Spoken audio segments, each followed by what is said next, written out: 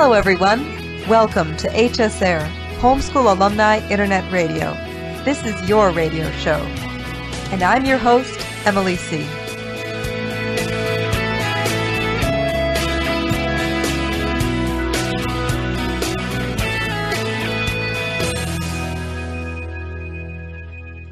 I'm glad you tuned in to HSAIR today because we've got a great show ahead. From interviews to homeschool history to community updates to this month's mystery guest, it's all coming up ahead. I'm sure many of you are familiar with Israel Wayne already. He's an author, speaker, and marketing director for Wisdom's Gate Publishing. Well, I recently had the chance to visit with Israel Wayne and his family, and he graciously agreed to an interview. Let's listen. Can you tell us a little about your homeschooling background? My family started home educating in 1978, and that was really before the modern homeschooling movement had officially begun. I think most homeschool state organizations and even HSLDA started around 1983, so we were homeschooling before there were magazines and conventions and homeschool legal organizations, and I often joke that the term homeschooling hadn't even been invented back then. They called us truant, which was not quite as nice as homeschooling, and then somewhere along the line someone invented the term homeschooling, and we liked that one a lot better. But it was interesting being the son of a homeschool magazine publisher because I ended up using most of the curriculum that was out on the market at that time, all the Becca and Bob Jones and ACE and all of that. Had a great experience being able to see a lot of the curriculum even as it was in its beta mode. So from an academic standpoint, it's been interesting now in my role as marketing director at Wisdom's Gate to see how exponentially the publishing side of homeschooling has grown and how there is so much more available for people, not just in terms of curriculum, although that's probably grown about 2,000%, but in terms of the support organizations, the networking, the resources, the books, parent helps. There's so much more co-op classes that people do now, social activities. It's really changed a lot. So it's been fun to watch over the last getting close to 30 years now. So how did you find HSA? I think I found HSA on a trip that I had to Boise, Idaho. I was speaking at a conference out there that Elysse Barrett and her family put on, and I was riding in a minivan with John Knotgrass, and I think Elysse was there, and they were talking about HSA, and I had no idea what they were talking about, and so I asked them what it was, and I think that's when it was. I also may have gotten an email from John Knotgrass telling me about it, but I don't think I paid a lot of attention to it at that point. It wasn't until they started going on about it that I finally understood what the dynamic was, went to the site, and then we went to the first reunion and had a chance to meet Camden and Riley and so many of the people that attended that first reunion, and that was really how we got connected. It's been a very fun experience. So why did you write Homeschooling from a Biblical Worldview, and what message would you want your readers to take away from that book?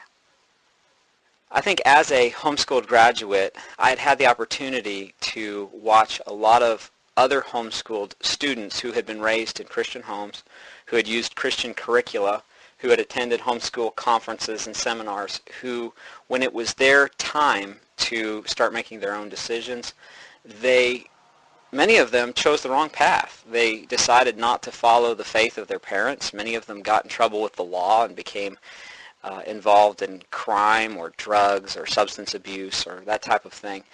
And so I started to ask some hard questions. Well, why is it that if Christian parents homeschool their children with Christian curricula, that some of these children don't follow in the path that their parents expected them to? And one of the reasons that I sort of settled on, and there's many, but one of the things that I noticed is that some of the parents, while they were using Christian curricula, they weren't really teaching their children how to think and live biblically, how to apply Scripture to all areas of life. And so I would say that was the main reason that I wanted to write the book, was to help parents to know how they can use the academic disciplines to instill in their children an understanding of the nature and character of God, who He is, and then how that applies to all spheres of life. And then also, at that time, there really wasn't much out that had been written from the perspective of a homeschooled graduate. So I thought that was a helpful addition to the literature on home education as well, to be able to have an educational thesis written by somebody who had been home educated and lived to tell about it. Are there any other future books currently in the works for you? I'm currently working on about 3 books simultaneously. One is a book that I'm almost finished with my wife on preparing for marriage. We've been working on this book for about 9 years now. I think before we got married we started working on it, and so it's about time to release that one. We've had a lot of opportunity to think about that topic and to study a lot of biblical issues, as well as to share examples of many people that we know who have gone through the process of preparing for marriage. So that's a book that will probably be released within the next 6 months to a year.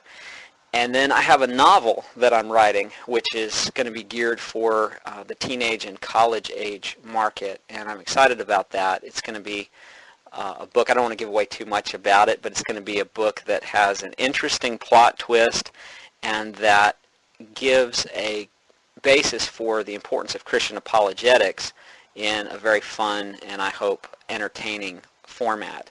Then I have another book that I'm writing that's a little more on the devotional / theological side, and it's a book that I'm really excited about, that I think a lot of people will want to use, maybe even as like a daily devotion. And so all 3 of those are in the works right now, and it's just a matter of finding enough spare time in my life to finish them. So Israel, you're a homeschool graduate yourself. Can you touch on what it's been like to homeschool your children as a second-generation homeschool parent? It's been a lot easier for Brooke and I to homeschool than I think it was for our parents. One of the reasons for that is that we don't have as much that we have to unlearn. We don't have to go through as much deprogramming or detox as many of the first-generation homeschoolers had to. All they knew was a government education paradigm, and so they had to try to think of homeschooling as something other than bringing the school into the home. Well, we don't think of homeschooling as bringing the school into the home at all. And so from that standpoint, it's really been as easy as eating and breathing for us. I think in terms of the curriculum, it's been fun for my wife and I to kind of synthesize what types of curriculums we want to use. Being that she was homeschooled and I also was homeschooled, it's been fun to discuss what we both liked, what we didn't like, what worked for us, and then to take all of that and say, well, okay, you might have liked it and I might have liked it, but it's not right for our child.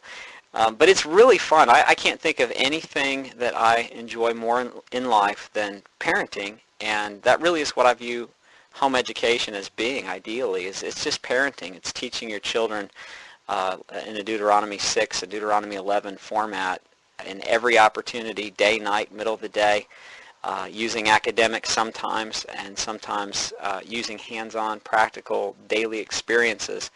But it's really been fun. I just think it's one of the best rewards that I'm experiencing right now from being homeschooled, of being able to homeschool my children now. It's something that I realize I have received a great legacy. It's a heritage. It's a reward that I've received that I get to pass on, an inheritance that I get to pass on to my children, and I'm really passionate about that. What advice would you give to a homeschool graduate who aspired to become an author? I think the first advice I would give is one that I don't do myself, and that's write all the time. I remember talking with an author named Lee Roddy.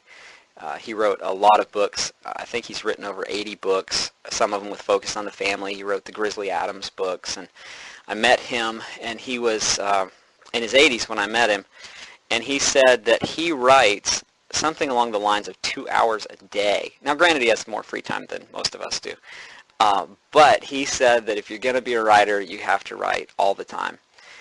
So that sounded like good advice, even though I don't do it. But also, I would say that you really need to read good literature. If you're going to write fiction, you have to read fiction. If you're going to write nonfiction, if you're going to write philosophy, for example, you have to read philosophy. If you're going to write short essays or even writing a good blog that people want to read, you have to find people who are doing it well and read their stuff. I think that's the best way to develop your skill and your craft as a writer. And then I would say also just really be alert to life as it happens around you, because the most interesting writers are not the people who have had the most fascinating experiences in life. They're just the people who see the extraordinary in the ordinary day. And they can take a day that everyone else around them experienced, and they can find something about that day that they can explain in a way that really makes it jump out. They can bring a important illustration or point from that. So just having your eyes and ears opened as you go through life to look for those stories that connect with people. I think also, as a writer, if you're hoping to get published, you really need to develop the technical side of your skill as well, and that may mean taking some courses and going to seminars or taking classes on learning how to write. If you plan to make a career of it, you really want to do everything you can to make sure that you hone your skill. So you really have to ask, well, what am I going to do with this? Is this just for fun? Is it just for friends? At that point, like I say, keep your eyes open for life as it happens. If you're going to do this professionally, then yeah, you want to take it seriously and work on honing your craft. Well, Israel, I really appreciate you taking the time to talk to us today, and just thank you so much for being here. Thank you, Emily. It's just a great honor to be part of HSAIR and also to be a part of the HSA community. God bless.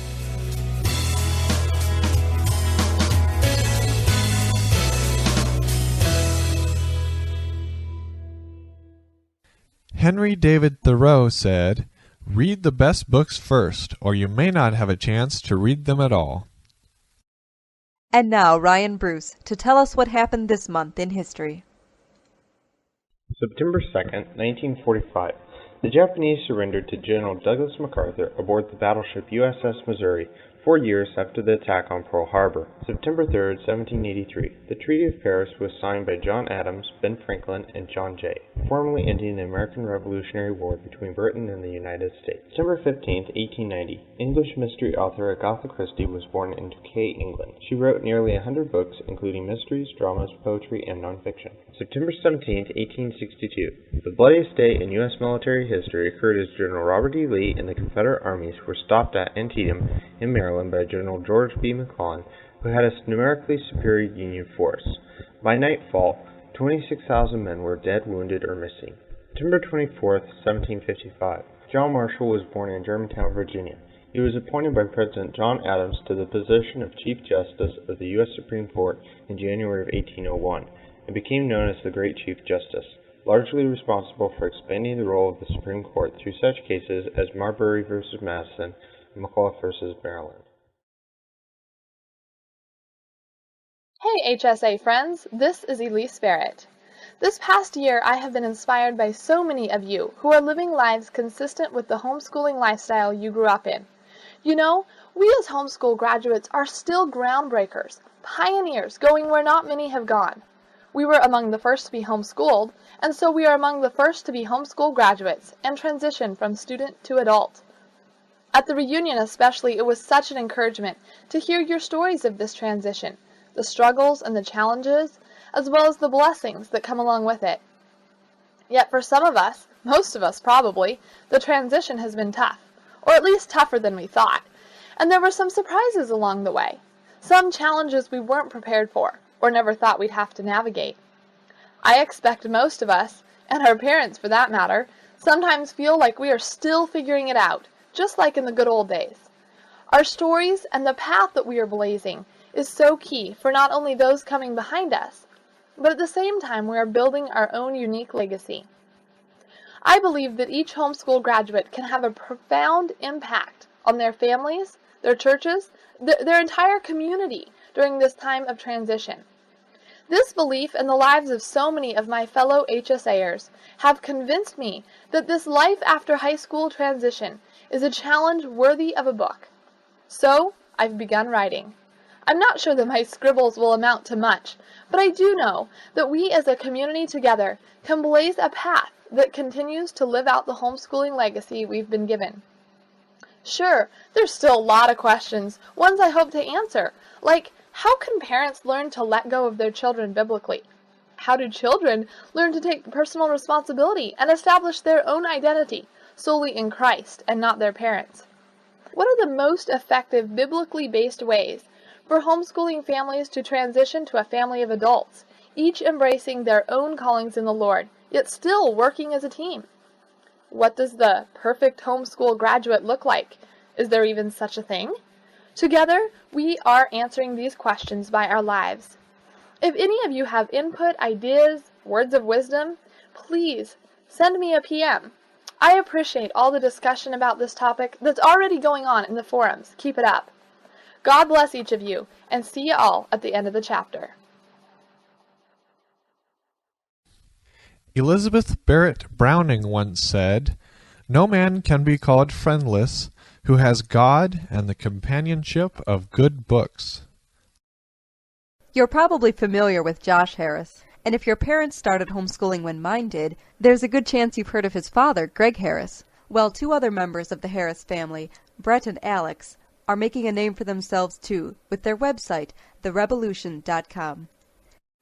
Emerson Spiller recently attended a Rebelution conference in Indianapolis, Indiana, and afterwards he was able to spend some time with Brett and Alex. Let's go backstage to listen in. What is the Rebelution? The Rebelution, we define it as a teenage rebellion against low expectations. But what it really has become is a movement among young people around the world, really, who are restless, who are tired of the low expectations and know there's something more out there, and who are willing to go beyond what society expects of them, to not compare themselves among themselves or compare themselves to others, but to compare themselves to God's standards and truly live for Him. Awesome, thanks Alex. A reoccurring theme in the Rebelution is do hard things. Could you give us an example of something that demonstrates do hard things? Do hard things is a mindset, really. It's a worldview. It's the way that we approach every area of our lives. And it's a choice to either embrace things that stretch us and challenge us, or to just try to live the easiest life possible, just live our most carefree life. And God calls us to do hard things. He calls us to stretch and challenge ourselves. That's the way we grow. That's the way your muscles grow stronger, by working them out. It's the way your mind grows stronger, by challenging it. And the Bible even says that our faith grows stronger through trials, through the testing of our faith. We develop perseverance and steadfastness. So do hard things is going to look like really just doing something that's difficult. And what's difficult is obeying God and going against our natural laziness, our natural sinfulness, standing up when your friends want to watch a movie you know you shouldn't watch, and saying no. That's a hard thing. That's something that takes character, that takes just real moral strength. I mean, if you're deciding to tackle a project that you know would be a blessing to others, even though it's going to be hard for you, that's do hard things. There's just so many ways to apply it. It applies to everything. It's a worldview. Coming from a homeschool family and now being homeschool graduates, what has been the significance of homeschooling in your lives? Well, homeschooling, I don't think I could overstate the importance it's had in our ability to be doing what we're doing now. The message of the Rebelution is in large part shaped by the vision our parents had for homeschooling us, and that was to really use the teen years as a launching pad and as the training ground for the rest of life, and to not view it as disconnected from the entirety of our lives. And so what homeschooling has allowed us to do, not only has it given us the freedom to do what we're doing now, but it also has given us the preparation, the life experience to know this different way of living than what a lot of young people are just forced into by default, and never know anything different. And that's been a blessing that God gave to us through the vision our parents had to homeschool us, and it's been a means of continual grace even to this day. About what % of your conference attendance is made up of homeschoolers? I would say roughly 40 to 50% at least would be homeschool, which obviously is a much larger percentage than you have in the general population. And we are branching out to a lot of outside the homeschool, but we're not leaving any the homeschool audience behind. That's just in addition. So we're really excited to have so many homeschoolers as part of our audience, and really because it's something that a lot of homeschoolers are already living out. These ideas are already in the hearts of a lot of homeschoolers, because that's part of why they're doing what they're doing. And I would just add to that that homeschoolers have a special opportunity because of the freedom and the flexibility that homeschooling allows to really do hard things in a very special way as teenagers. And at the same time, we also feel that homeschoolers are most susceptible to the air of complacency. And so we feel that the message of the Rebelution is especially significant for homeschoolers, to say, you know what, it's not enough to just be better than average. It's not enough that, you know, the studies show that we have better test scores and that we do better in life. That's not the standard than just being above average. It's actually to strive for excellence and holiness and godliness, and to pursue God's standard and not just the world's. And homeschoolers have the opportunity to really change the world starting today because of the foundation their parents have laid for them. And we encourage them to not pass up that opportunity. Well, we understand that you're writing a book. Can you tell us a little bit about that book? The book is called Do Hard Things, A Teenage Rebelling Against Low Expectations, and it really is, to date, the most comprehensive, concise, in a way, presentation of the message of the Rebelution.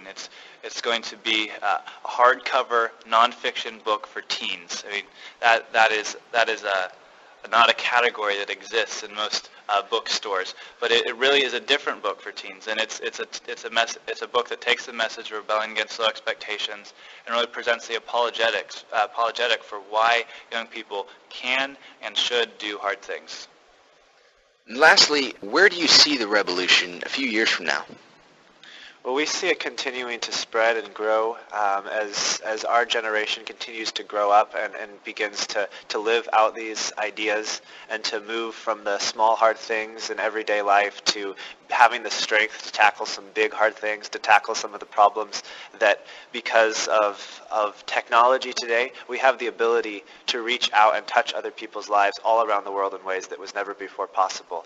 And I think we'll see revolutionaries start to more and more take advantage of that, to do big, great, hard things as a generation, to address some of the urgent needs of our day, to answer some of the pressing questions of our changing world. And that's where we really hope to see it develop into. There also will be new generations of young people rising up who need this message, who need to be mentored by older revolutionaries. Do hard things doesn't end when you stop being a teenager. It's the foundation. It's a mindset that should be the foundation of a whole life of continuing to grow and to pursue the things God has called you to do, regardless of the cost, regardless of how difficult it is, because He has called you to it and He will give you the strength to accomplish it. Well, Alex and Brett, thank you so much for sitting down with us. Oh, thank you. It's our pleasure.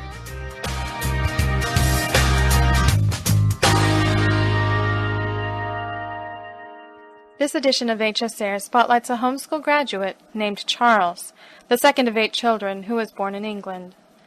Charles was a bright, lively, and genial boy. His earliest lessons in reading, writing, and Latin were given by his mother. His father kept a spare room full of adventure stories, such as Don Quixote, Robinson Crusoe, and Arabian Nights. Charles habitually read with a book in his left hand, the wrist of which he clasped with his right, swaying back and forth while the characters in those tales sprang to life in front of his eyes. Charles found learning delightful, and the adventure books he absorbed were his chief education and main solace. He later described his childhood as spent reading as if for life. For a year or two, Charles attended the small school of a local Baptist minister, who encouraged the reading of English classics. Later he spent 2 years at Wellington House Academy, where he learned English, dancing, Latin, and math. However, the great bulk of his learning throughout life was self-taught. It can be truthfully said that Charles's true education was gained in the London slums. Long walks through the obscure, miserable neighborhoods and smelly alleys were a common adventure for Charles, who seemed to take in everything and forget nothing. He was a keen and sensitive observer of the human scene. Nothing about people escaped his curious eyes. He was already writing tales as a boy, and as a young man he began publishing magazine stories anonymously with tremendous success. In this Charles had found his true career and true destiny. Every incident and every person Charles had encountered during his wanderings through the slums of London had been captured in his photographic memory and became raw material for the powerful and unforgettable characters in his famous novels. Despite his humble beginnings and lack of formal learning, this homeschool graduate became acclaimed as one of the most famous and popular novelists of all time. The inimitable Charles Dickens published over a dozen major novels, a large number of short stories, including a number of Christmas-themed stories, a handful of plays, and several non-fiction books. Years after, someone asked Charles Dickens' father where his son was educated. His reply was, "Why, indeed, sir, he may be said to have educated himself." Charles Dickens once said that, "Whatever I have tried to do in life, I have tried with all my heart to do it well. Whatever I have devoted myself to, I have devoted myself completely. In great aims and in small, I have always thoroughly been in earnest." John Dryden once said, "He who proposes to be an author should first be a student." And now a news update from someone who needs no introduction. How have you been, Camden? How are things going for you there in Greenville? Hi, Emily. I'm doing well. It's good to be here. Yeah, I'm in Greenville, South Carolina. I actually just relocated out here. I feel like I'm kind of getting settled in, and home is always where family is. So it's a little bit different, but I love the Greenville area. There's mountains and rivers, and it's just gorgeous out here. Yeah, I understand your job is opening up more time for HSA. That's always a good thing. Oh, it is. It's an incredible blessing. I'm very excited about that. I've really tried to focus in 2007. One of my, those New Year's resolutions that we always set for ourselves, mine was to really simplify my life and to really not have myself spread so thin. And you can get too many irons in the fire, and I was feeling that way towards the end of 2006. And I shared a little bit about my work at Missouri State and what I was doing there and how I've pulled back on that, and running some of the involvement I had in Riley and I's company. I've cut back on. So yeah. Anyway, not to get in a long story, but life is good. I feel like I'm really blessed, and I'm able to spend time doing what I love and doing what I feel like the Lord would have me be doing with my time. So yeah. Excellent. That's great. Well, I was hoping we could talk a little bit about HSA outreach, since that's such an exciting development in the community, and I was hoping you could tell us a little more about it and where you see it headed in the future. Oh yeah, definitely. I'm very excited about outreach. To me, it's the culmination of everything we're doing with bringing this community together. Let me just kind of start with a fundamental objective of what we're trying to do here, and then kind of break it out from there. Our fundamental objective is to connect graduates with opportunities to advance the kingdom of Christ through hands-on service, be it in their local community or around the world. So, what does that mean? What's it all about? I like to think about it. I think it's about community, and it's about you living your life as a response to the call to servanthood. I think it's about community because it brings us together. It brings us together with, a goal and a purpose, and one focus. Even if it's just a day project, it's an opportunity for us to come together and and just put our hands to the plow with brothers and sisters in Christ. There's really no more unifying force, no more maybe unifying exercise as a community than to serve together. And on to living your life as a response to the call to servanthood. Homeschool Alumni is a Christian organization. We're a Christian community, and we find our identity in Christ. And he describes himself as a servant. Mark 10:45 is a verse that comes to mind, where he says, "For even the Son of Man," he's talking about himself there. Christ is talking about himself. "Even the Son of Man did not come to be served, but to serve and to give his life." That's if we are like Christ, that's a part of our identity. That's who we are. We're as a community, we are a servant. We are a community of servants. So that's kind of the vision that's driving this, and right, following in his footsteps. Yeah. Yes. Yeah. So what is the status of specific projects that HSA Outreach has accomplished or will accomplish in the future? Right. Well, Bethany Grace led the first project August 4th in Nashville, Tennessee. This was supporting a ministry that serves the inner city children in Nashville. We went out there, we did a work day, we re-roofed, we painted. Gosh, we did a lot of stuff to serve this organization that serves such a great need in that community. The second outreach project has been in Rolla, Missouri, at Camp David of the Ozarks. You can read more about that project at homeschoolalumni.org/outreach. Rich Phillips led this project. These first two projects have been kind of test projects for us, giving us an opportunity to see what's feasible, what we can do as far as organizing the people and the resources, and a lot goes into pulling together something like that. And what we're trying to do is develop a framework for that, so that we can easily do these projects. Just, I think it'd be great if we could be doing these, once a month in all different parts of the country. And what this is, and with Homeschool Alumni Outreach, it is more of a framework and a platform, and it facilitates. Our vision is for this to facilitate people doing this in their local community.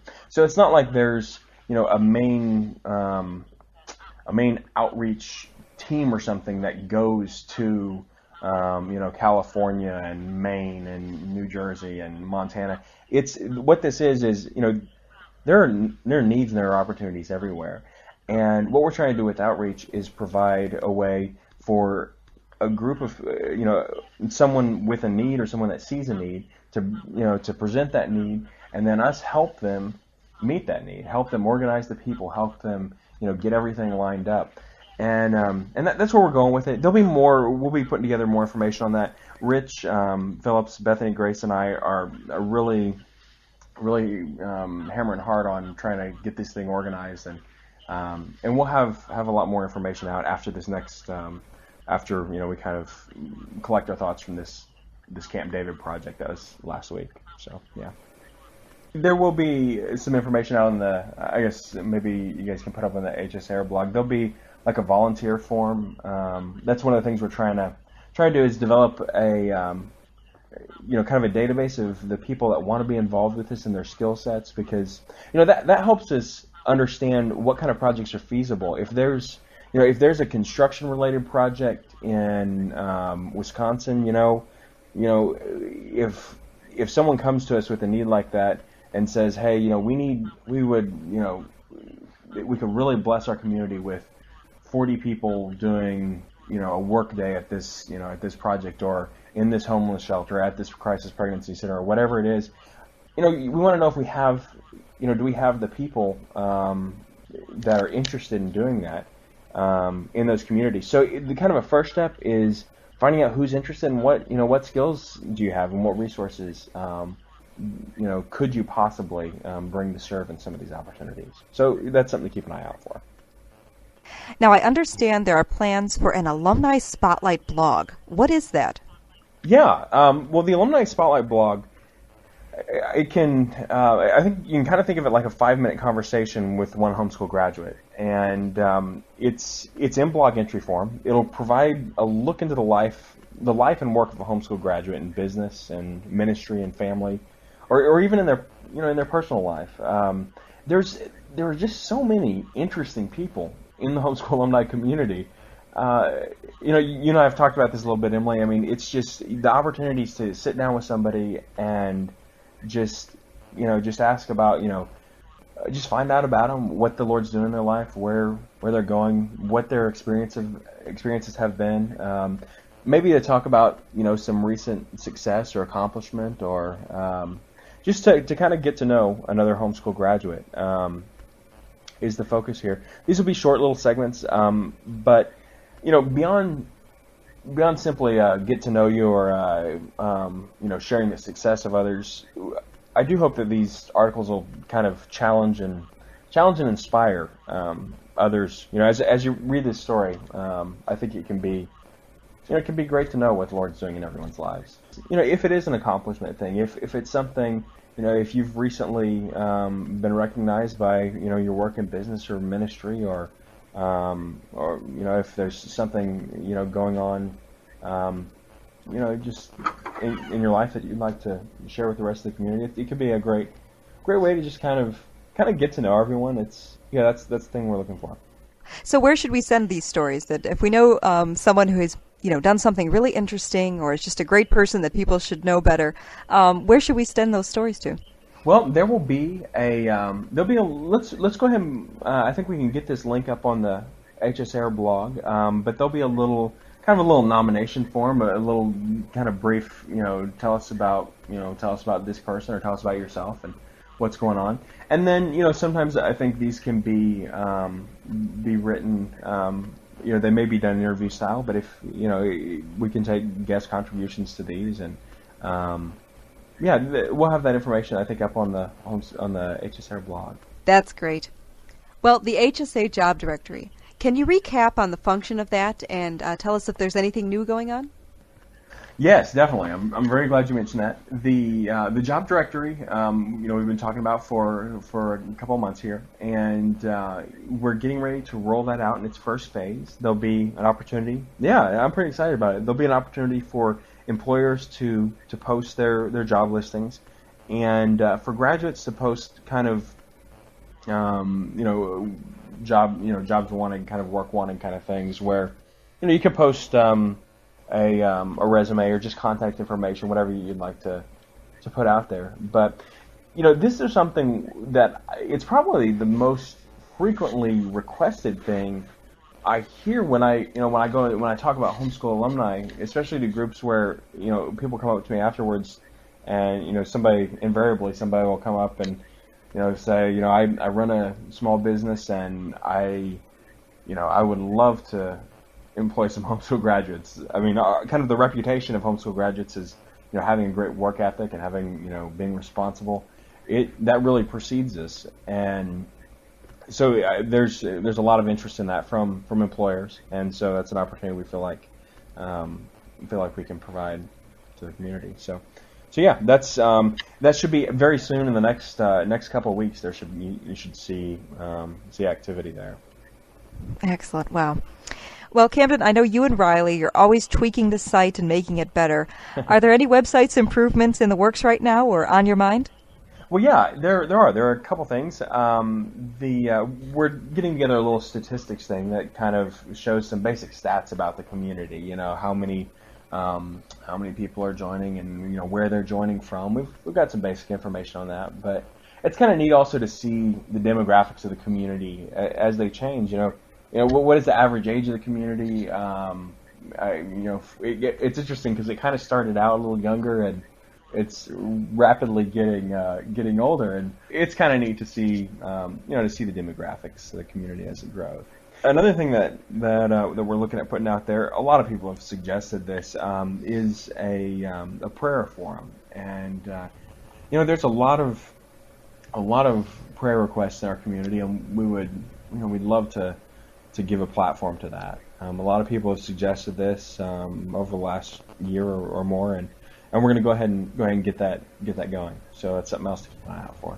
We're also looking at some tools to encourage people to connect with their local communities. And, I talk about this quite a bit, but the homeschool alumni really facilitates an offline community, and the website's the meeting place for, a place where the community connects online. But real community takes place offline. It's in, the relationships that happen in the real world, for lack of a better word. But we're working on some tools to try and encourage people to connect with their local communities.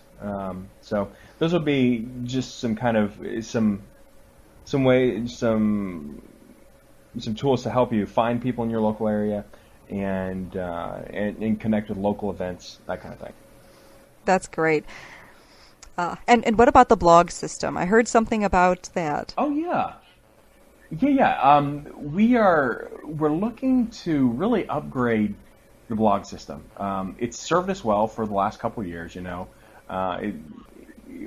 love to make it look better, make it work better. Just a whole load of cool new features and that kind of stuff. We are looking at actually integrating some new blogging software, and I would love to use this as an opportunity to get some other people involved in the technical end of implementing this, and it's probably an opportunity for somebody with some programming skills or some web development skills Probably more technical, not just web design kind of stuff, but someone who knows a lot about databases and programming to help integrate the WordPress blogging system into the Homeschool alumni framework. So that's something where we'd love to give an opportunity for somebody else to help out here. Oh, excellent. Camden, thanks so much for filling us in with what's going on around HSA, and it's always great talking to you. Thanks, Emily. This has been great, and I look forward to talking to you next month. Thanks so much for listening, everyone. We'll be back next month with more voices from HSA telling your news and your stories. Until then, good night, and God be with you.